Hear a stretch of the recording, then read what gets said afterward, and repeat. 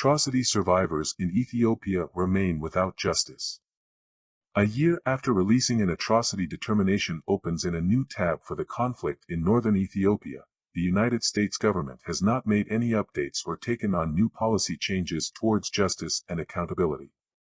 An atrocity determination without meaningful policy change that addresses the pervasive cycle of impunity in Ethiopia isn't worth much to victims and survivors of these crimes, warned Kate Hickson, Advocacy Director for Africa with Amnesty International USA. The U.S. government must support survivors to ensure they receive the justice and accountability they demand and to which they have a right. The State Department should also seek to update the determination to address justice and accountability issues amid the ongoing armed conflict in the Amhara region, where Amnesty International documented possible war crimes. On March 20, 2023, U.S. Secretary of Antony Blinken announced a U.S. government atrocity determination that all parties to the conflict in northern Ethiopia committed war crimes. It found that the Ethiopian National Defense Forces, Eritrean Defense Forces and Amhara forces also committed crimes against humanity, including murder, rape, and other forms of sexual violence and persecution. Members of the Amhara forces were also identified as responsible for committing the crime against humanity of deportation or forcible transfer and committed ethnic cleansing in western Tigray.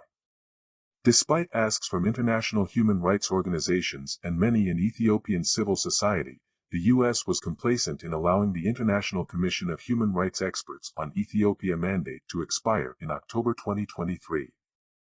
Since the cessation of hostilities, Ethiopian authorities have not taken meaningful steps towards justice and accountability for crimes committed during the conflict in northern Ethiopia.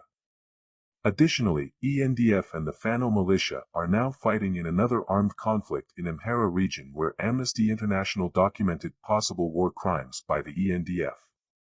The ENDF and Amhara forces, which includes the Fano militia and Amhara special forces, were named as perpetrators of atrocity crimes in the 2023 determination for their acts in the Tigray region.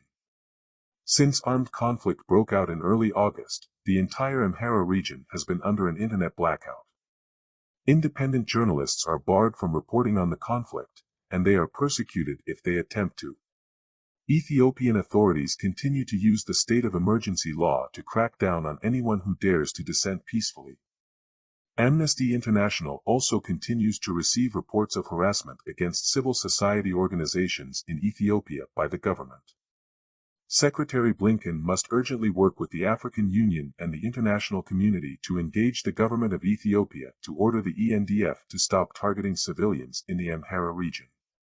He must also ensure that the United States broaden its analysis of atrocity determination into the Amhara and Oromia region, where active risks of atrocities exist amid ongoing armed conflict, to urgently address justice and accountability issues, concluded Hickson.